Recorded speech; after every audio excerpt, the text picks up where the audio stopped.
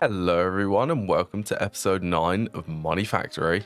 So the server has definitely been quite busy in between episodes. I've left it running and yeah, well, you can see I've got a lot of ores. Look how much gallium I have. This is going to come in useful very, very soon. In between episodes, I've left the ore processing running. This thing has processed so many ores so far. I also expanded all of these so there were more macerators. This is really good. I'm going to be using this a lot more in the future. Very, very soon I'm going to get access to the micro miners. And I also decided to set up sodium persulfate and mercury production here. So this is just passive. It just produces it using some of the ingredients which are in the system. This can basically run infinitely. It's amazing. And some of you may have noticed that I do have a shaders pack enabled. I think I found one which I like. So it's not making everything look really dark now. All of the lights, they're just set to currently be the white color. I mean, it still looks pretty good. So I may swap out all of these lights to, you know, these cyan lamps. Or I may swap them all out to the glowstone. I'm not sure yet. You can see over here the shadows for this. This is the shadows being casted by the glass, and because the glass is colored, it sets the shadow color to what the glass is. How cool does that look in here, seeing these shadows? Oh, I love this. I do like shaders when it's not like overpoweringly bright. Now looking ahead in the quests in the Into the Microverse chapter, this one I'm getting excited for. There are a couple of things. Well, it's purely dependent on what you actually want to do. I want to go to the moon. The goal for today's episode is to get to the moon. So it means that I'm going to have to set up all of these here. So I need to set up rocket fuel. I need to set up rocket fuel anyway for the micro miners. And you don't have to go to the moon in order to make them. But it is going to make making this quantum flux a little bit easier because I'll be using diamonds plus the moon dust. So yeah, this is going to be quite fun. So I've got to set up on passive this rocket fuel. There's a couple of steps to making this. Yeah, so the easy way to do this is with oxygen. It does give half the amount though. If you use dinitrogen, tetraoxide, you can produce more. You know, on second thought, I'm going to do this first recipe, this top one. It will just require oxygen and the dimethylhydrazine. So making this dimethylhydrazine, that's going to be fun. Yeah, I'm going to be making it in this room.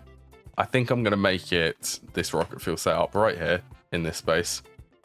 This is going to be so fun getting rocket fuel though.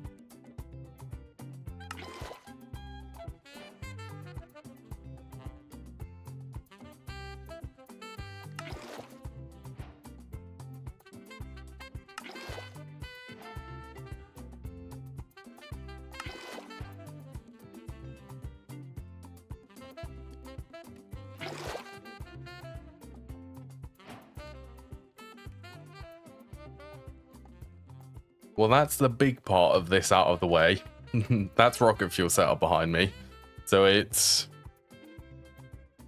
these 4 machines here. These produce nitrogen for me. Using a gas collector, it's basically unlimited nitrogen plus oxygen. And then using the nitrogen, oxygen, and hydrogen, I think, produces ammonia, methanol, and what's the other one? Hypochlorous acid. The chlorine within the recipe for this, the hypochlorous acid recipe, is also closed loop. So this doesn't actually consume chlorine for me. It will only consume effectively mercury plus water for the hypochlorous acid. Then mixing all 3 of them together in this one, this produces the dimethylbenzene. not dimethylhydrazine. Dimethylbenzene is from GTNH. Dimethylhydrazine is what I'm after. And I reckon that just went and sent through there to make even more rocket fuel. So we're up to 29 buckets of rocket fuel at the moment. I'm going to be using a lot of this, so having this... Actually, I did just see that was working. Having this set up on passive this early on it's going to be important for me. Now that I have rocket fuel, let's take care of the other components which I need to make for this rocket. Let's start off with the NASA's workbench. Yeah, this is just made in the advanced crafting table. Thankfully, I already made this to make the angel ring a couple of episodes ago now. Uh-oh. I'm guessing this is a broken recipe. Okay, I wasn't expecting to have to do this, but I don't really have any better alternative for that. Yeah, that's a broken recipe, for everyone who's wondering. Which means that the NASA's workbench is uncraftable in this version. Nothing to see here, we magically have a NASA's workbench now. You know, I think that's the first time actually when I've gone to craft something and the recipe's been broken. Bear in mind, this is a beta version of Monifactory, so definitely expect things like this to happen. Broken recipes and whatnot. But anyway, let's place this NASA's workbench. Yeah, why not here? Wow, that looks cool. This is the second time I think I've actually used Ad Astra for the rocket stuff. So I'm probably gonna have to learn some stuff again. Yeah, this is the rocket GUI to actually make the rocket. So I'm guessing the rockets work similar to Galacticraft's rockets. So this is the tier 1 rocket which I'm after. I can't actually make the higher tier 1s yet. You have to go to tier 1, then tier 2, and then tier 3, which is like, what is that, HSS? That's like IV tier components. So yeah, only the first tier, which is going to be a tier 1. Yeah, since there's going to be a lot of crafting for this, and well, there's a lot of crafting, I'm going to be auto-crafting it using Planet Logistics. I will certainly cut out that bit because it's just going to take a little bit of time and I need to set the patterns for it. The components just finished. They're in this chest.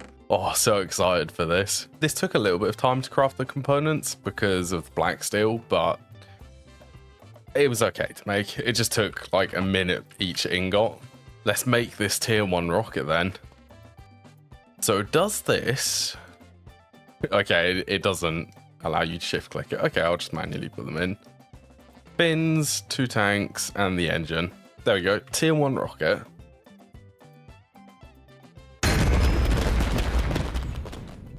Wow, that was a loud noise. Tier 1 rocket. I have to show this. Oh, it's so good when you make one of these rockets. So while I was waiting for this rocket, I also decided to actually make the spacesuit and a couple of oxygen tanks to go along with it. You need the spacesuit in order to survive. Makes sense. There's going to be no oxygen on the moon. And this also wasn't too terrible to make. Once again, it was the only thing which took the longest was the black steel again. It's required for these pressure layers, but nothing too bad. And how much rocket fuel? 380 buckets. That's decent. So let's at least place this launch pad. Yeah, this thing's also huge, isn't it? That's cool. That is a cool render for this.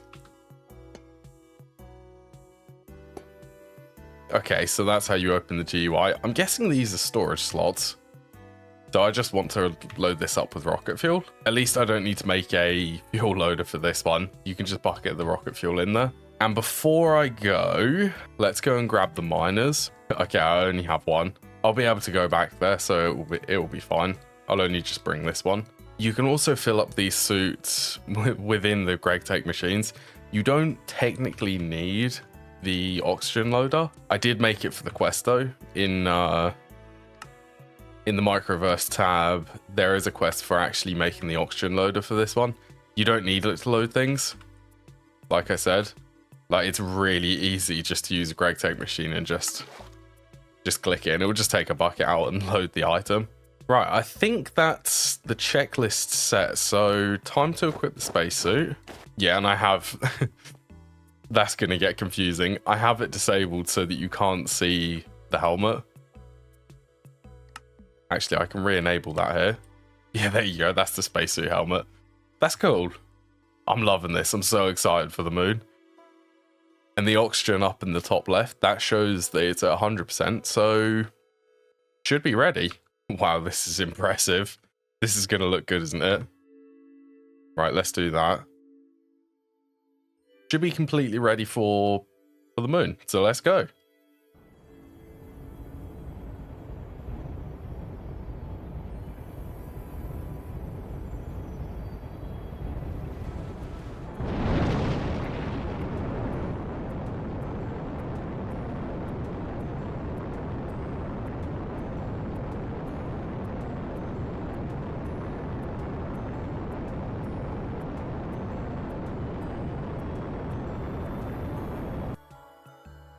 Oh, this is a good star map. So the only destination I can go to is the moon because of the tier 1 rocket. And that's all I'm after. To the moon, one small step. Oh, the boosters are really cool.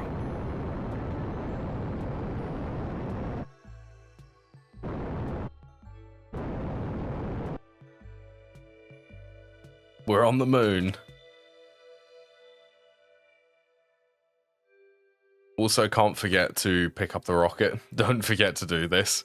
So I should be able, now that I'm actually on the moon, to set a home. So I should be able to do /home moon, and then it will just teleport me back to the moon. Cool, everything's well equipped. So also, just real quick. Oh, okay, that's how it works. So you do literally just right click the oxygen tank in hand, and it will just fill up the oxygen to the limit. That's cool. Let's start scanning.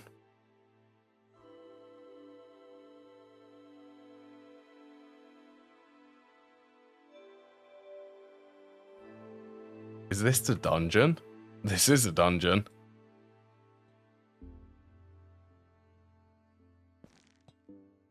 Oh, it's not a dungeon. It's a village.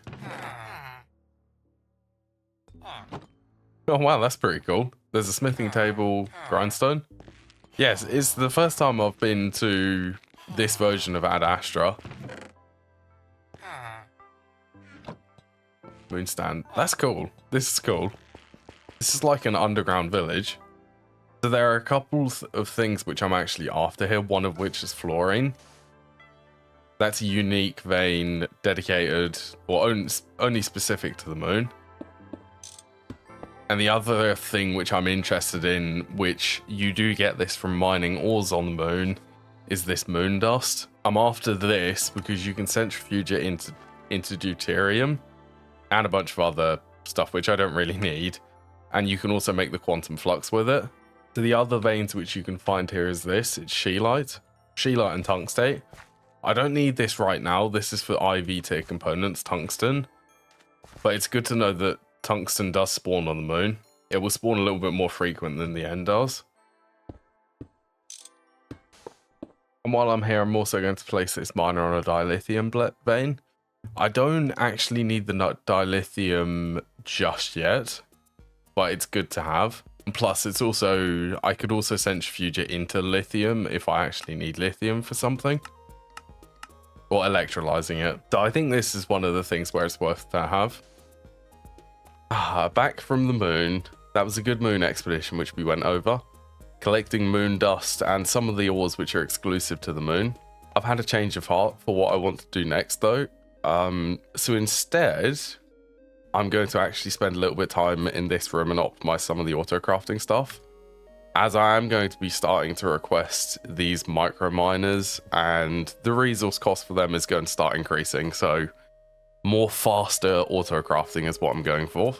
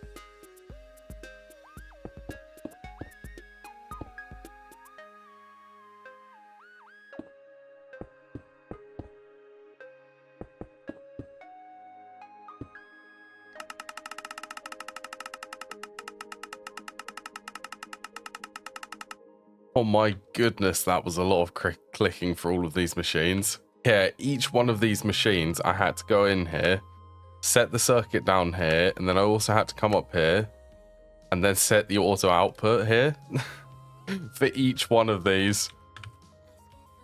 If anyone knows of anything or a specific tool which allows you to copy machine settings, it would be very nice to know. If there is one, I'm not sure if there is. But anyway, with that, all of these should nearly be ready to start auto crafting. So I've got some patterns in this bender over here. So these are the existing patterns which were in the previous single block bender. The goal of this is to have more than one in parallel, which is what all of these are for, and these pattern P2Ps. So I do want to test this. If I go and request, what's something which we could always do with? I don't know, a stack of, well, let's do 2 stacks of stainless steel plates. So at the moment, this shouldn't do anything because the P2Ps aren't bound. If I come over here with this memory card, shift right click? Yes, shift right click should bind it to the input side. So now all I need to do is click on all of these bending machines, right click on these bending machines here, these P2Ps. These should all be the output sides now. Now that is very loud, so that definitely needs to be remedied. But that does allow for all of these to actually work in parallel.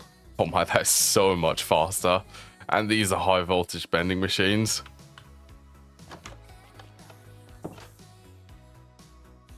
So the way that this will work, each one of these pattern P2Ps, they basically act like a dedicated pattern provider. So these will still follow the blocking rules which this pattern provider gives. So if we take electrum plate, for example, this will send 8 electrum ingots into one of these benders. If I'm requesting 8, if I'm requesting more than 8, then it will be able to actually send more to any other machines which don't have any items in them. Yes. So this is how parallel processing, at least before some of the special multis, which can do this for me, this is how parallel processing will work this early on. It's very cool setting it up like this though. I've never actually set it up like this before. I've always just stuck with one machine, which is terribly slow, which is why I'm optimizing it. And on a quick side note, I've discovered another, well, this is actually one of the multi-block parts. I discovered a new maintenance hatch. It's called this. It's called an auto maintenance hatch. I didn't realize, but apparently I have access to this now because I'm at high voltage. This is the auto maintenance hatch. So I believe this works by, well, it just provides free maintenance forever, so I don't need to maintain multi-blocks anymore. And while I'm near the EBFs, I might as well set up passive vibrant alloy, as this is yet another material which will be required to progress into the next voltage tier, EV.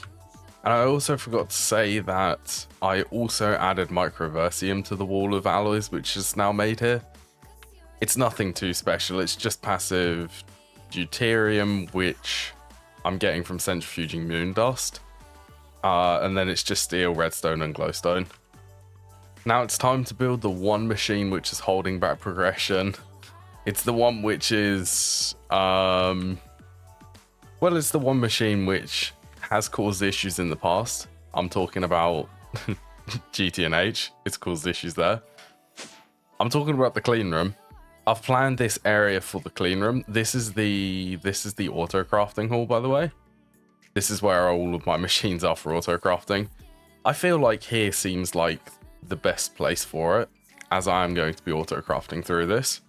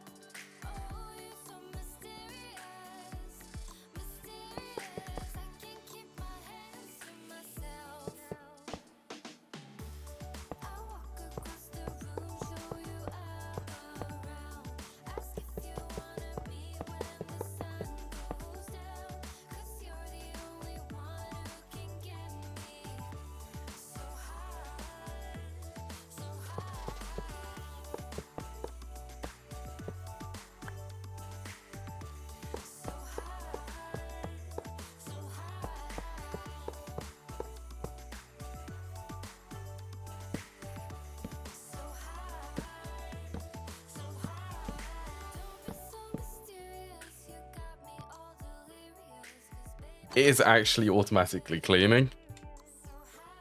Wow, as soon as I built this, it started cleaning.